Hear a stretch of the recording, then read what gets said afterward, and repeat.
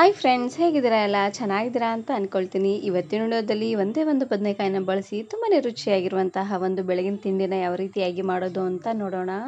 ತುಂಬಾ ರುಚಿಯಾಗಿರುತ್ತೆ ಅಂತಲೇ ಹೇಳ್ಬೋದು. ದಿನಾಲು ಅದೇ ಉಪ್ಪಿಟ್ಟು, ಅವಲಕ್ಕಿ, ಮಂಡಕ್ಕಿ ಎಲ್ಲ ತಿಂದು ಬೇಜಾರಾಗಿದ್ದರೆ ಒಂದು ಸಾರ್ತಿ ಈ ರೆಸಿಪಿನ ಮಾಡ್ಕೊಳ್ಳಿ. ಸಖತ್ ಟೇಸ್ಟಿಯಾಗಿರುತ್ತೆ. ಹಾಗಾದರೆ ಬನ್ನಿ ತಡ ಮಾಡದೆ ರೆಸಿಪಿನ ಶುರು ಮಾಡೋಣ.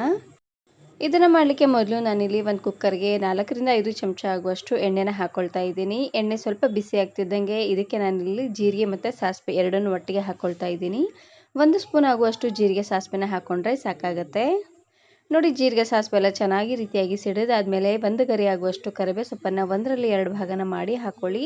ಫ್ಲೇವರ್ ತುಂಬಾ ಚೆನ್ನಾಗಿ ಬರುತ್ತೆ. ಹಾಗೆಯೇ ಇದ್ರ ಜೊತೆಗೆ ನಾನಿಲ್ಲಿ ಉದ್ದವಾಗಿ ಕಟ್ ಮಾಡಿರುವಂತಹ ಮೀಡಿಯಮ್ ಸೈಜಿನ 2 ಈರುಳ್ಳಿ, 1 ಕ್ಯಾರೆಟು, ಹಾಗೆಯೇ 4-5 ಹಸಿರು ಮೆಣಸಿನಕಾಯಿನ ಹಾಕ್ಕೊಳ್ತಾ ಇದ್ದೀನಿ.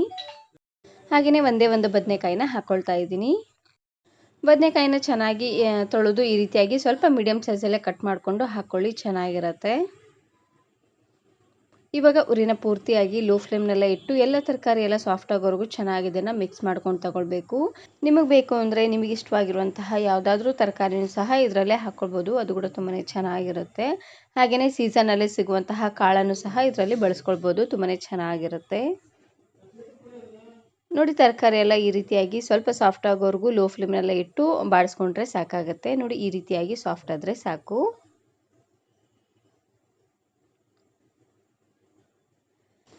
ಇವಾಗ ನಾನಿಲ್ಲಿ ರುಚಿಗೆ ತಕ್ಕಷ್ಟು ಉಪ್ಪನ್ನು ಹಾಕ್ಕೊಳ್ತಾ ಇದ್ದೀನಿ. ಉಪ್ಪನ್ನು ನೋಡಿ ಹಾಕ್ಕೊಳ್ಳಿ, ಆಮೇಲೆ ಬೇಕಿದ್ದರೂ ಹಾಕ್ಕೊಳ್ಳಿಕ್ಕೆ ನಡೆಯುತ್ತೆ.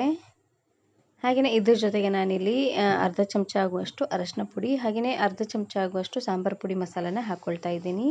ಇವೆಲ್ಲ ಮಸಾಲೆನ ಹಾಕ್ಕೊಂಡು ಲೋ ಫ್ಲೇಮ್ನೆಲ್ಲ ಇಟ್ಟು ಚೆನ್ನಾಗಿ ಇದನ್ನು ಮಿಕ್ಸ್ ಮಾಡ್ಕೊಂಡು ತಗೊಳ್ಬೇಕು. ನಾನು ಇದೇ ರೀತಿ ಬಹಳಷ್ಟು ವೆರೈಟಿ ಆಗಿರುವಂತಹ ಬ್ರೇಕ್ಫಾಸ್ಟ್ ರೆಸಿಪೀಸ್ನ ಅಪ್ಲೋಡ್ ಮಾಡಿದ್ದೀನಿ. ವಿಡಿಯೋ ನೋಡಿಲ್ಲ ಅಂದರೆ ಈ ವಿಡಿಯೋ ಕೊನೆಯಲ್ಲಿ ಹಾಕಿರ್ತೀನಿ, ನೋಡಿ ಚೆಕ್ ಮಾಡಿ.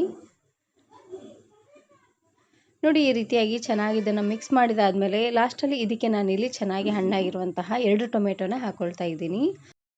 ಆದಷ್ಟು ಚೆನ್ನಾಗಿ ಹಣ್ಣಾಗಿರುವಂತಹ ಟೊಮೆಟೊನೇ ಹಾಕ್ಕೊಳ್ಳಿ, ಹುಳಿ ಹುಳಿಯಾಗಿ ತುಂಬಾ ಚೆನ್ನಾಗಿರುತ್ತೆ.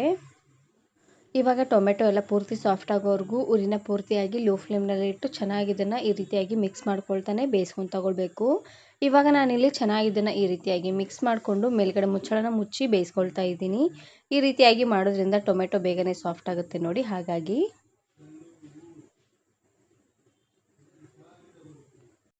ನಿಮಗೆ ಬೇಕು ಅಂದರೆ ಹಸಿರು ಮೆಣಸಿನಕಾಯಿ ಬದಲಾಗಿ ಅಚ್ಕಾರದ ಪುಡಿನೂ ಸಹ ಹಾಕ್ಕೊಳ್ಬೋದು. ಇವಾಗ ನೋಡ್ತಾ ಇರ್ಬೋದು, ಟೊಮೆಟೊ ಎಲ್ಲ ಪೂರ್ತಿ ಸಾಫ್ಟಾಗಿ ಚೆನ್ನಾಗಿ ಬೆಂದಾಗಿದೆ. ಇವಾಗ ನಾನಿಲ್ಲಿ ಸ್ಪೂನಿನ ಸಹಾಯದಿಂದ ನೀಟಾಗಿ ಸ್ಮ್ಯಾಶ್ ಮಾಡ್ಕೊಳ್ತಾ ಇದ್ದೀನಿ. ಈ ರೀತಿಯಾಗಿ ಮಾಡೋದ್ರಿಂದ ಟೊಮೆಟೊಲ್ಲಿರುವಂಥ ಹುಳಿ ಎಲ್ಲ ಚೆನ್ನಾಗಿ ಬಿಟ್ಕೊಳ್ಳುತ್ತೆ. ಹಾಗಾಗಿ ನೋಡಿ, ಈ ರೀತಿಯಾಗಿ ಚೆನ್ನಾಗಿ ಇದನ್ನು ಮಿಕ್ಸ್ ಮಾಡಿಕೊಂಡು ಸ್ವಲ್ಪ ಈ ರೀತಿಯಾಗಿ ಲೈಟಾಗಿ ಸ್ಮ್ಯಾಶ್ ಮಾಡ್ಕೊಂಡು ತಗೊಳ್ಳಿ. ಇದರಲ್ಲಿ ಆಲೂಗಡ್ಡೆ ಹಾಗೆಯೇ ಬೀನ್ಸು ಯಾವುದಾದ್ರೂ ಕಾಳನ್ನು ಸಹ ಹಾಕ್ಕೊಳ್ಬೋದು. ಎಲ್ಲ ತರಕಾರಿ ಹಾಕಿ ಮಾಡಿದ್ರೆ ತುಂಬಾ ಹೆಲ್ದಿಯಾಗಿ ಚೆನ್ನಾಗಿರುತ್ತೆ ಅಂತಲೇ ಹೇಳ್ಬೋದು. ನೋಡಿ, ಈ ರೀತಿಯಾಗಿ ನೀಟಾಗಿ ಸ್ಮ್ಯಾಶ್ ಮಾಡ್ಕೊಂಡಿದ್ದಾದಮೇಲೆ ಇವಾಗ ನಾನಿಲ್ಲಿ ತೊಗರಿಬೇಳೆ ಹಾಗೆಯೇ ಅಕ್ಕಿನ ಹಾಕ್ಕೊಳ್ತಾ ಇದ್ದೀನಿ. ಎರಡನ್ನೂ ಕರೆಕ್ಟಾಗಿ ಸಮ ಪ್ರಮಾಣದಲ್ಲೇ ಹಾಕ್ಕೊಳ್ಬೇಕು. ತೊಗರಿಬೇಳೆ ಹಾಗೆಯೇ ಅಕ್ಕಿನ ಚೆನ್ನಾಗಿ ತೊಳೆದು ಒಂದು ಸ್ವಲ್ಪ ಹೊತ್ತು ನೆನೆಸಿ ಹಾಕ್ಕೊಳ್ಳಿ, ಚೆನ್ನಾಗಿರುತ್ತೆ ಪೂರ್ತಿ ಸಾಫ್ಟಾಗಿ. ನಾನಿಲ್ಲಿ ಈ ಕಪ್ಪಲ್ಲಿ ಎರಡನ್ನೂ ಸಮ ಪ್ರಮಾಣದಲ್ಲೇ ತೊಗೊಂಡಿದ್ದೀನಿ. ಅಂದರೆ ಇದೇ ಕಪ್ಪಲ್ಲಿ ಅರ್ಧ ಕಪ್ ಆಗುವಷ್ಟು ತೊಗರಿಬೇಳೆ, ಅರ್ಧ ಕಪ್ ಆಗುವಷ್ಟು ಅಕ್ಕಿನ ತೊಗೊಂಡಿದ್ದೀನಿ. ಇವಾಗ ಇದೇ ಕಪ್ಪಲ್ಲಿ 8 ಕಪ್ ಆಗುವಷ್ಟು ನೀರನ್ನು ಹಾಕ್ಕೊಳ್ತಾ ಇದ್ದೀನಿ. ಇದಕ್ಕೆ ನೀರು ಸ್ವಲ್ಪ ಜಾಸ್ತಿ ಇದ್ದಷ್ಟು ತುಂಬಾ ಸಾಫ್ಟಾಗಿ ಚೆನ್ನಾಗಿ ಬರುತ್ತೆ ನೋಡಿ, ಹಾಗಾಗಿ ನೀರನ್ನು ಸ್ವಲ್ಪ ಜಾಸ್ತಿ ಅನ್ನೋಂಗೆ ಹಾಕ್ಕೊಳ್ತಾ ಇದ್ದೀನಿ. ಲಾಸ್ಟಲ್ಲಿ ಇದಕ್ಕೇ ಸಣ್ಣದಾಗಿ ಕಟ್ ಮಾಡಿರುವಂತಹ ಕೊತ್ತಂಬರಿ ಸೊಪ್ಪನ್ನು ಹಾಕ್ಕೊಳ್ತಾ ಇದ್ದೀನಿ. ಇದನ್ನು ಒಂದು ಸಾರ್ತಿ ಈ ರೀತಿಯಾಗಿ ಚೆನ್ನಾಗಿ ಇದನ್ನು ಮಿಕ್ಸ್ ಮಾಡಿಕೊಂಡು ರುಚಿ ನೋಡಿ ಉಪ್ಪು ಏನಾದರೂ ಕಡಿಮೆ ಅಂತ ಅನಿಸಿದ್ರೆ ಇನ್ನು ಸ್ವಲ್ಪ ಉಪ್ಪನ್ನು ಹಾಕ್ಕೊಳ್ಳಿ. ನಿಮಗೆ ಬೇಕು ಅಂದರೆ ಈ ಟೈಮಲ್ಲೇ 1-2 ಸ್ಪೂನ್ ಆಗುವಷ್ಟು ತುಪ್ಪನೂ ಸಹ ಹಾಕ್ಕೊಳ್ಬೋದು.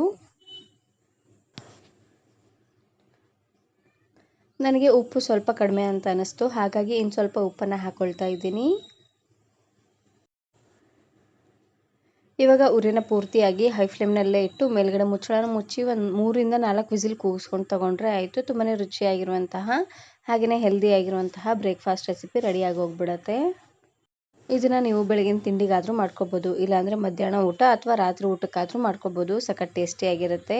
ಅದರಲ್ಲೂ ಈ ಉರಿ ಬಿಸಿಲಲ್ಲಿ ಅಷ್ಟೊಂದು ಊಟ ಮಾಡಲಿಕ್ಕೆ ಇಷ್ಟ ಆಗೋದಿಲ್ಲ ನೋಡಿ, ಅಂಥ ಟೈಮಲ್ಲಿ ಈ ರೀತಿಯಾಗಿ ಸಾಫ್ಟಾಗಿ ಮಾಡ್ಕೊಳ್ಳಿ, ಸಖತ್ ಟೇಸ್ಟಿಯಾಗಿರುತ್ತೆ. ಹಾಗೆಯೇ ಒಂದು 10ರಿಂದ 15 ನಿಮಿಷ ಇದ್ದರೆ ಸಾಕು, ಬೇಗನೆ ಆಗೋಗ್ಬಿಡುತ್ತೆ ಅಂತಲೇ ಹೇಳ್ಬೋದು. ನಿಮಗೆ ಬೇಕು ಅಂದರೆ ಇದರಲ್ಲೇ ಸ್ವಲ್ಪ ಹೆಸರು ಬೇಳೆನೂ ಸಹ ಹಾಕ್ಕೊಳ್ಬೋದು. ಒಂದು 1/4 ಕಪ್ ಆಗುವಷ್ಟು ಹೆಸರು ಬೇಳೆನ ಹಾಕ್ಕೊಳ್ಳಿ, ಅದು ಕೂಡ ತುಂಬಾ ಚೆನ್ನಾಗಿರುತ್ತೆ.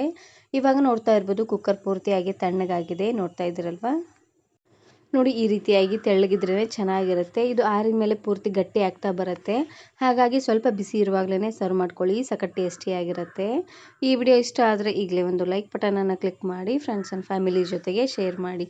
ಹಾಗೆಯೇ ಮತ್ತಷ್ಟು ಹೊಸ ರೆಸಿಪಿಗಾಗಿ ವರ್ಣಿಕಾ ಅಡುಗೆ ಮನೆ ಯೂಟ್ಯೂಬ್ ಚಾನಲನ್ನು ಸಬ್ಸ್ಕ್ರೈಬ್ ಮಾಡ್ಕೊಳ್ಳಿ. Thank you. Thanks for watching.